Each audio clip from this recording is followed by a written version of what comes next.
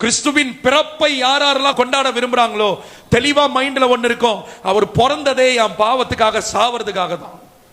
அதுதான் கிறிஸ்துமஸ். பிறந்துட்டாரு, இயேசு வருஷம் வருஷம் தான் பிறக்கிறாரு. என் வாழ்க்கையில பிறந்தாரா? சிந்திச்சு பாரு தங்கச்சி, உனக்குள்ள இயேசு பிறந்திருக்கிறாரா?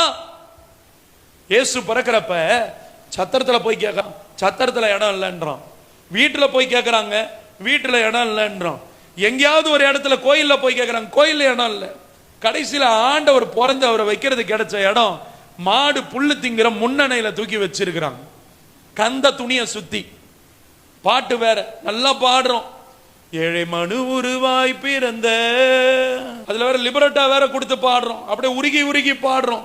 அவர் எனக்குள்ள பிறக்கிறதுக்கு நான் இடம் கொடுக்கிறேன்ற அந்த அனுபவம் இருக்குதா நமக்கு? யோசிச்சு பாருங்களேன். கர்த்தர் பிறக்கிறதுக்கு இன்னைக்கு தேவ பிள்ளைகளுக்குள்ள இடம் இல்லை. ஆனா என்ன சொல்றோம், கொண்டாடுறோம். பிறந்துட்டாரு, எப்பா பிறந்தாரு, எங்க இருக்கிறார்? தெருவில் கிடக்கிறாரு. பிறந்தாரு, எங்க இருக்கிறார்? மாட்டு தொழுவத்தில் இருக்கிறார். பிறந்தாரு, எங்க இருக்கிறார்? முன்னணியில கிடக்கிறார். மாடு புல்லு திங்கும் பாருங்க, தொட்டியில வச்சு. அந்த மாடு திங்கிற இடத்துல, மாடு எச்சில் படுற இடத்துல இருக்கிறார். இன்னைக்கு உன் லைஃப்ல ஒரு மீனிங்ஃபுல்லான கிறிஸ்துமஸ், கிரைஸ்டனுடைய பர்த்தை கொண்டாடணும்னு நினைக்கிறியா? உன் உள்ளத்துக்குள்ள கிறிஸ்து பிறக்க இடம் கொடு. ஆமீன். வராதா? உள்ளத்துக்குள்ள யாரோ பிறகுறாங்க.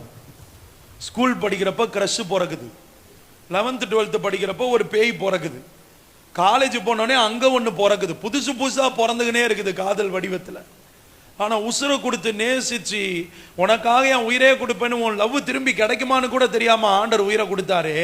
அந்த ஃபர்ஸ்ட் லவ்க்கு, பெஸ்ட் லவ்க்கு என்னைக்கு என் உள்ளத்துல நான் இடம் கொடுக்க போறேன்? அப்படி எனக்குள்ள பிறந்துட்டாருன்னா அது என் கேரக்டரே காட்டி கொடுத்துரும். அல்லேலூயா.